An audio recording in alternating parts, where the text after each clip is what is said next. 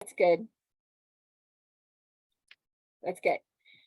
So each part of this process is in the Planning for Soil Health workbook. So on each of these slides, it is highlighted in this turquoise color.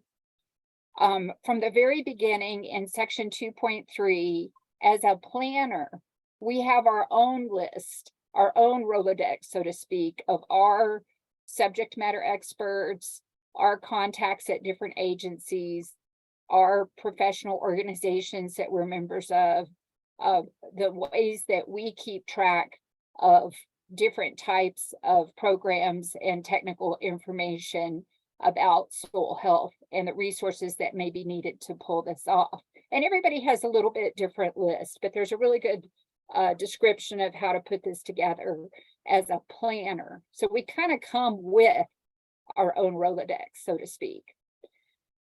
The second part initially is, like I said, who are you working with? And the who are you working with is who is your plan partner already working with.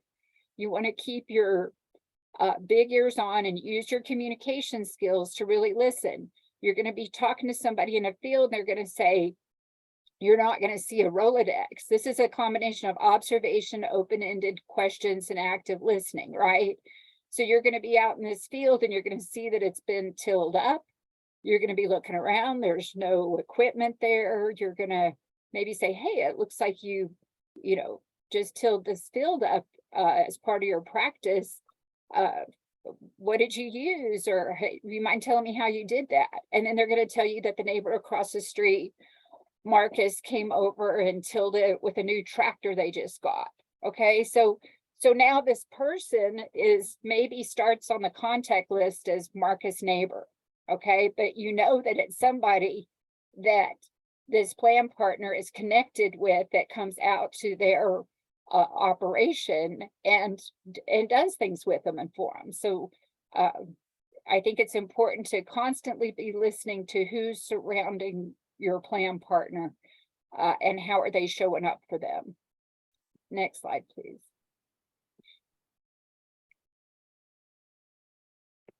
And in addition to that, the second step, this baseline soil share, the activities are in section 8, and in particular in 8.2 about how to conduct a baseline monitoring of the soil. What we found after doing 6 of these events, they're private events, the plan partner decides who to invite. And the people that are invited get a little introduction to the soil health principles, but they also help do the monitoring, the baseline soil monitoring. This is an excellent event to have agency folks attend. And we had a good success with many times with a plan partner who had not previously met their local soil and water conservation district person, or who had not made contact, who had met the NRCS person, but they'd never been out to the farm or the ranch.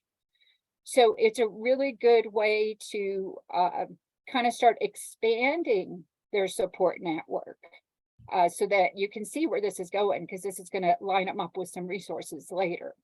And just so you know, we do have some supplemental material that's going to be made available about how to host, put on a baseline soil share. We just feel like that's been a really important part of this planning process. Next slide. So as these different events happen, like who shows up for Pathfinder's Day, that's our big goal setting day, right? So the Pathfinder's Day, what we're finding is the people that show up, you may start person, plan partner to the planner, and as you start working through the framework of the Planning for Soil Health process, you're going to be introduced to other people that also participate in decision making for this operation. And as that happens, what we found is that we have, most of the time, we have several people that show up for Pathfinder's Day. Okay, so it goes from you working with one point person to, as you remember from Red Willow Center, having up to 8 people show up for Pathfinders Day. Well, those are all additional people. We capture that information in a contact list, just like we capture the contact list for the baseline soil share, and we add it to this growing list of the local support network for this particular plan partner. This then is, by the Pathfinders Day time, which is towards, kind of towards the end of this planning process, this actually becomes kind of what I would call the local support network. This may sound so basic and so easy. You can start a spreadsheet, you can start it on a notebook piece of paper and just keep track of these people. But it's so powerful at the end of the process to be able to print it up on a piece of paper and put it in their printed plan notebook. And now everything's in one place. That plan partner may open that planning notebook more often to look up these easy contacts than anything else. The other thing is, we don't have time to go into this now, but I think it's a really important part of addressing these feelings that we may have sometimes of isolation, especially as we're adopting, starting a new practice. We may feel isolated because we live in a really small village and we're kind of the only people left actively farming and gardening. It's another way to make sure that people feel and can see the connections of other people that are very interested and supportive of what they're doing and how they're doing it. I think it helps. I know it does for me. It helps a lot with helping us to feel connected and like there's people that understand what we're up to. Next slide.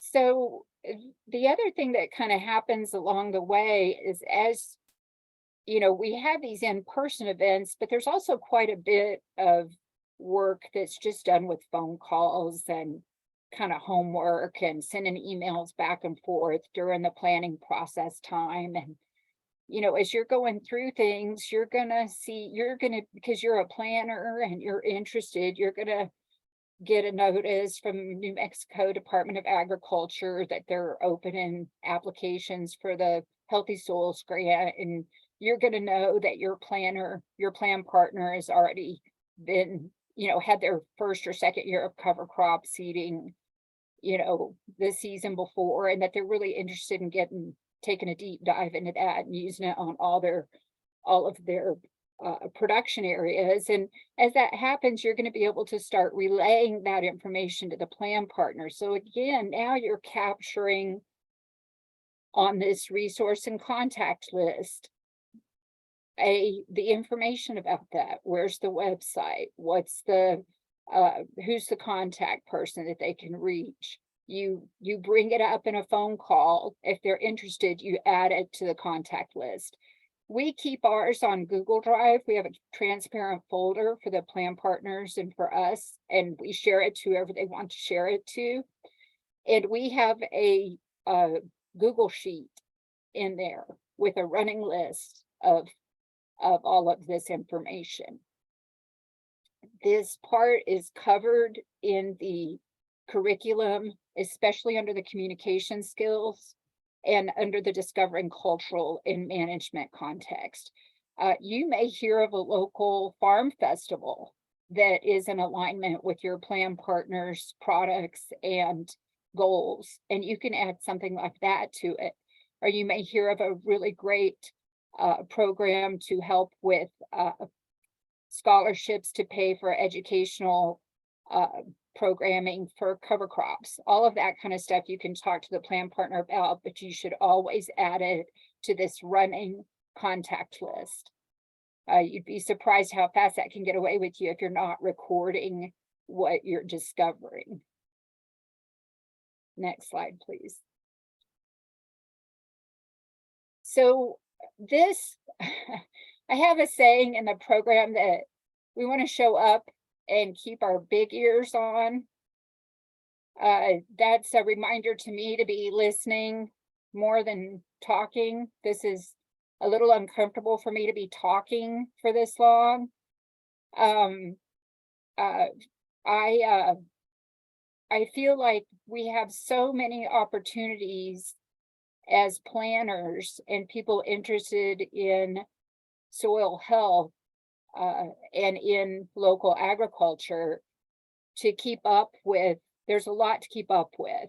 Um, so for ourselves, I just thought I'd share some of this slide is just basically a list of some of the resources that I use to try to stay up to date on what's going on. And most of them have some, I use email a lot. Most of them have some kind of email newsletter. Quivira has a great email newsletter. So does the New Mexico Healthy Soil Working Group. One of my latest ones that I use quite a bit is this New Mexico Coalition to Enhance Working Lands. Quivira is currently housing that group, but I like it because it's kind of the old-fashioned bulletin board where you can just send in an email and they post it out to everybody. So I feel like I get really good current information of different opportunities. So, and then there's always a couple of good agency newsletters that I can keep up with too. So this is you keeping your big ears on, me keeping my big ears on, and growing my own contact list all the time, and then sourcing this back to the plan partner as those resources match up, I think, to the conversations we're having. And this next slide. So you can imagine that at the end, we come up with quite a long list. Okay, you may be working with somebody for, I think the shortest time period we've worked with somebody is about 3 months. The longest time period is probably about 10 months. So you're going to come up with this long list. Well, then they're going to go through Pathfinder's Day, and you're going to have this very particular SMART goal for their soil health. And you're going to have this very particular action plan or work plan that's been developed. And we go through when we're writing the final plan and we curate that long list. They still have that long list in there. In our case, we keep it, like I said, in the Google Drive on a Google sheet. We keep that. It's in a spreadsheet. It just stays there. But in the actual plan, the printed plan, we curate it and we just put down what we think is the thing they need to spend the most time on. So I wrote down here on this slide, we've gotten a feedback from plan partners and from other farmers and ranchers over the years that there's just too much information. There's too many programs. They're being bombarded with all kinds of opportunities, but they don't know what they qualify for or what best fits their needs. So they also, on the other side of that, they're isolated and they're totally out of the loop. We've seen both sides of that spectrum, from one side to the other. So I have this phrase in our program that I say that we're the social workers of the soil.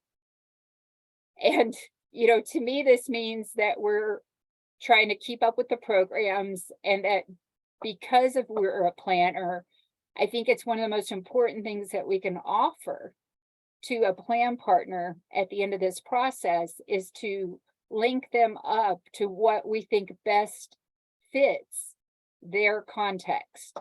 Which one of these programs is going to be worth their time to get to know, to spend time on the website, to apply for.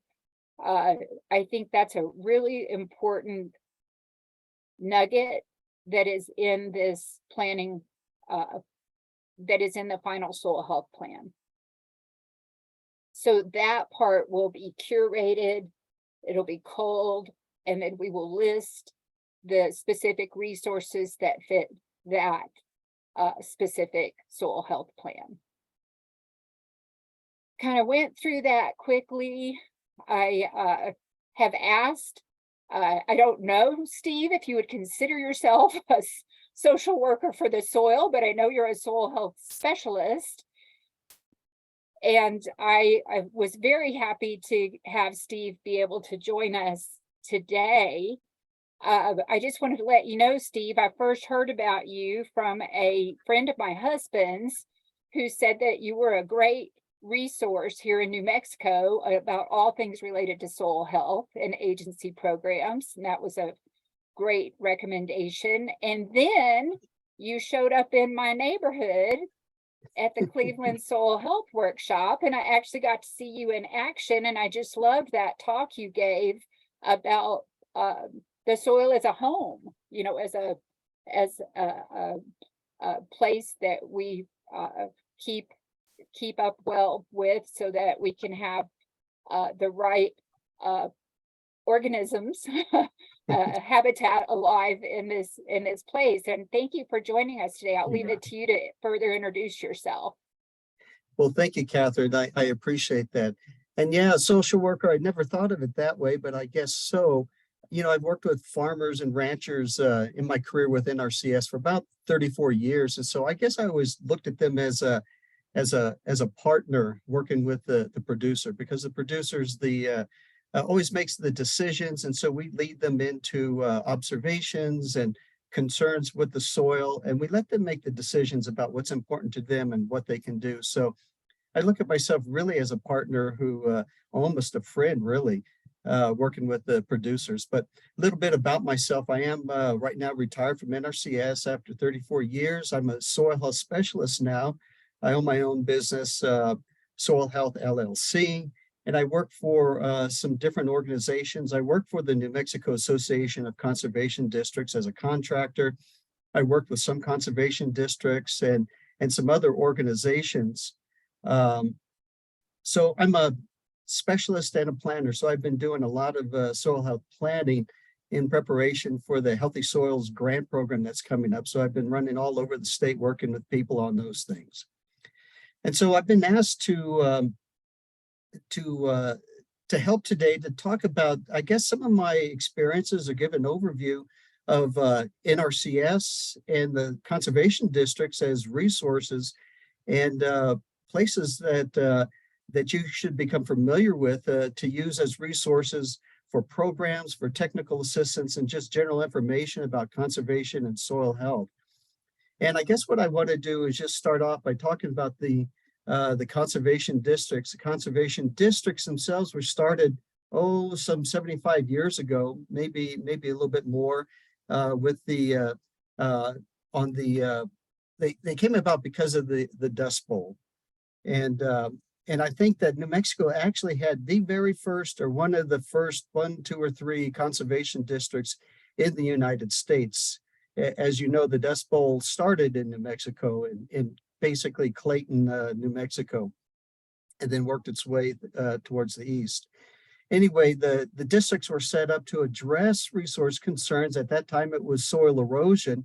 And as they have developed, they've encompassed and looking at all the natural resources. So you can't just look at the soil and not the rest of the natural resources, because as we all know, they're all working together into a natural system. So it's only natural that they address all kinds of different things. So conservation districts in New Mexico, we have 47 conservation districts, basically one in every county, a little bit more than one in every county.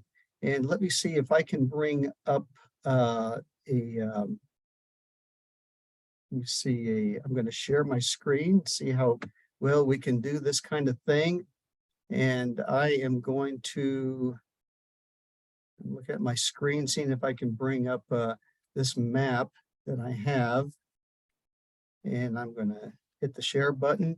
Bear with me as I try and find my way around here. And we'll go over here. And it's hard for me to see behind the thing at the top that keeps popping down. Let me see if I can. Sorry, thanks for bearing with me. There's a little chart at the top that keeps popping down, and it gets in the way of the places that I wanted to go to. So let me see.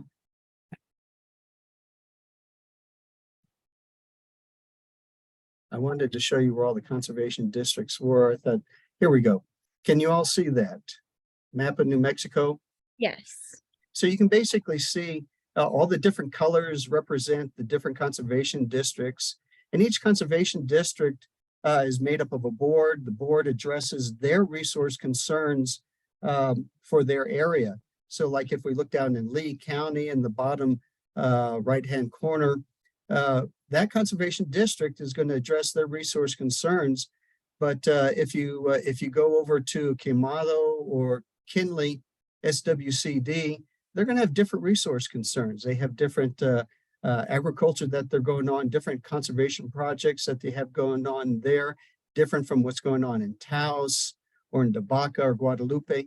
So the board really addresses their local resource concerns and comes up with practices and programs and opportunities to address those things. And working really closely with the conservation districts is the NRCS. Basically the NRCS at the beginning, with NRCS is the Natural Resources Conservation Service, part of the Department of Agriculture of the United States. They work closely with the NRCS. The NRCS really provides the technical assistance to the districts and the clients or the land users in those districts for applying conservation practices. So they may be practices like cover crops, or they may be practices like prescribed grazing or installing a pipeline for drinking water for cattle.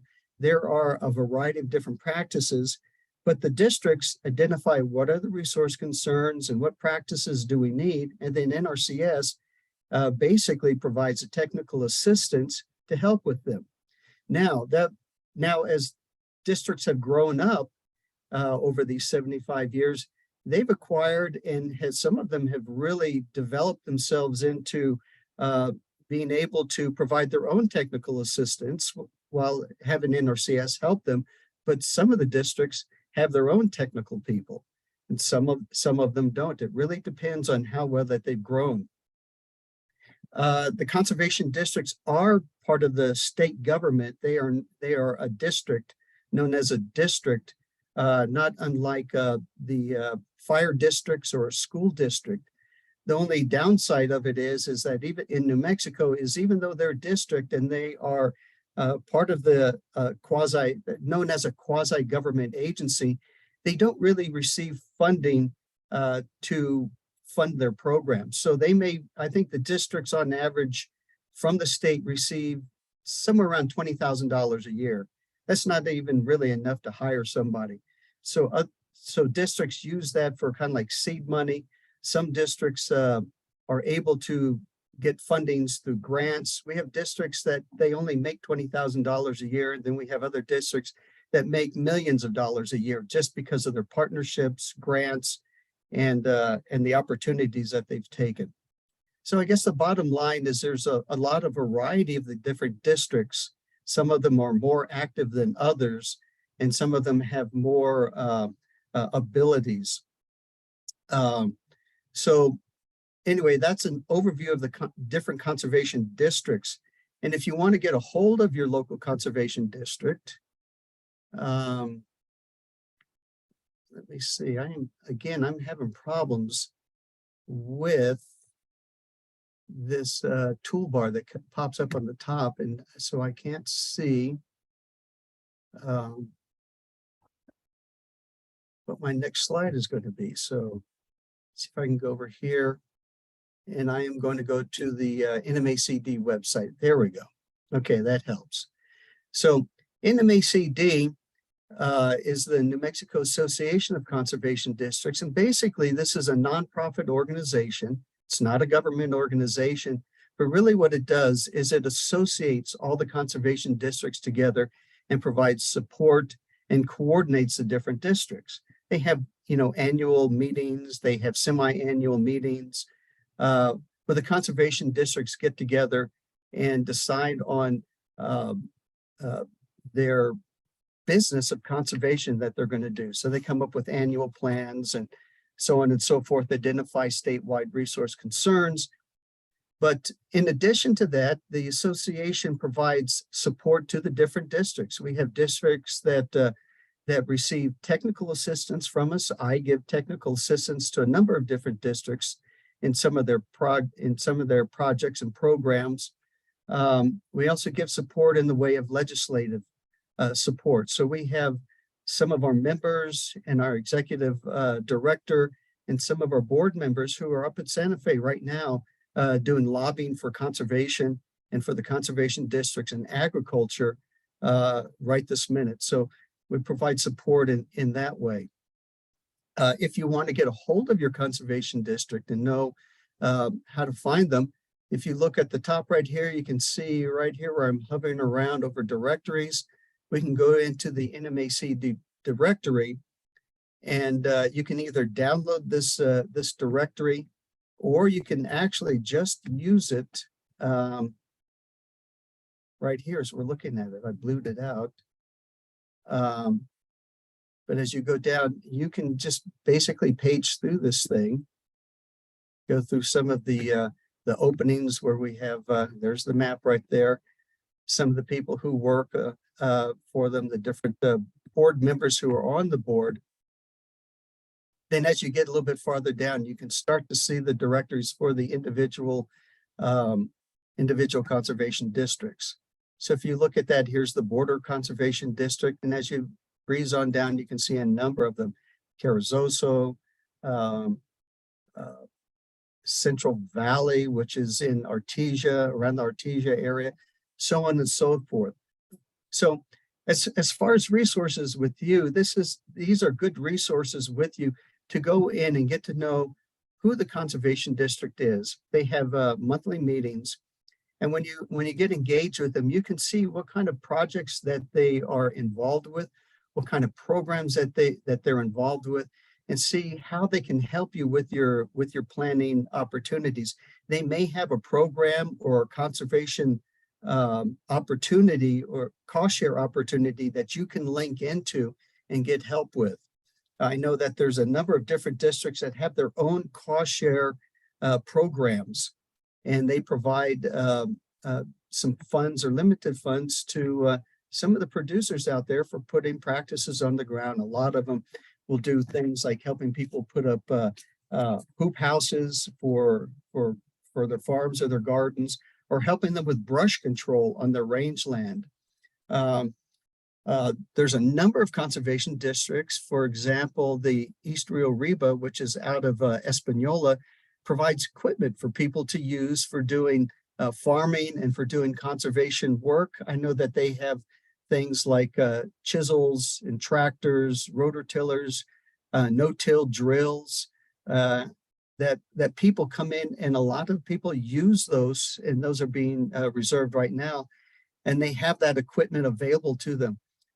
Again, not every conservation district does that. I know a good number of them that do have such equipment, and others that don't. So it's important for you to know what are the resources and what are the really the opportunities that the different districts provide.